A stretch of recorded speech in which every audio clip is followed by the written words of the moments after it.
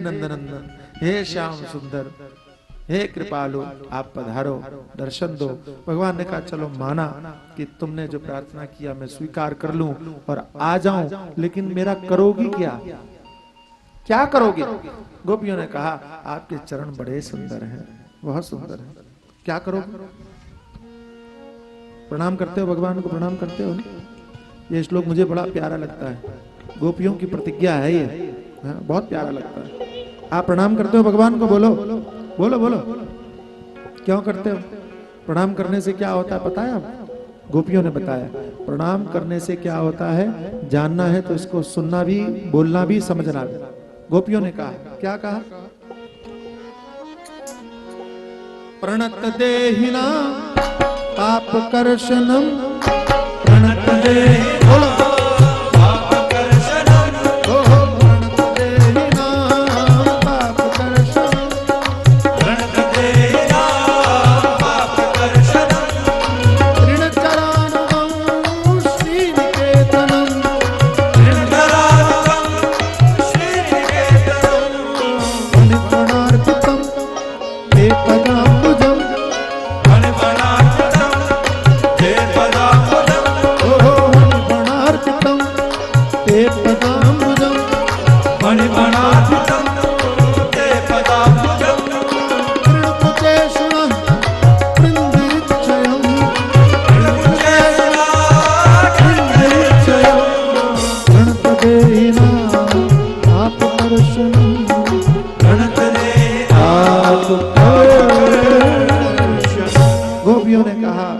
आपके चरण बड़े सुंदर हैं, उन चरणों की में एक बड़ी विशेषता है।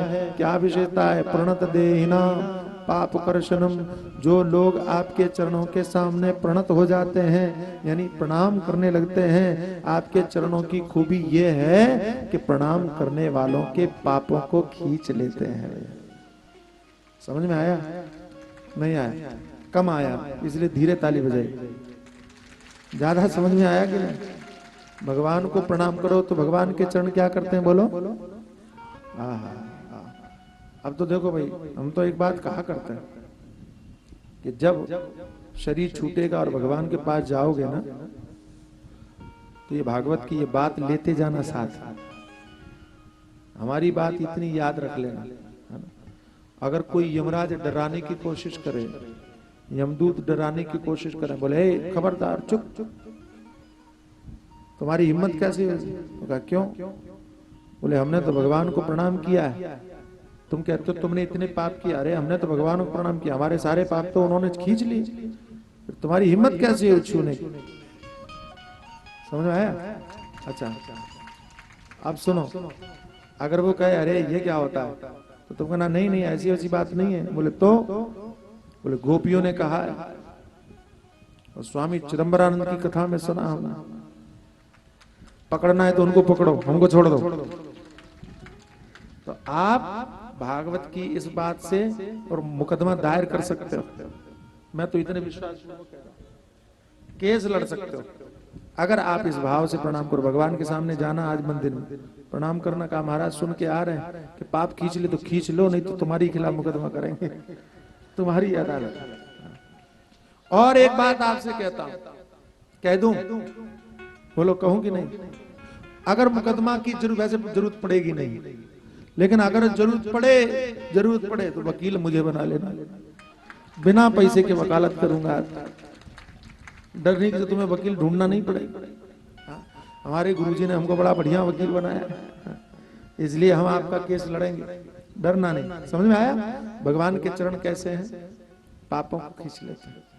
भगवान ने कहा ठीक है, तुम क्या करोगी?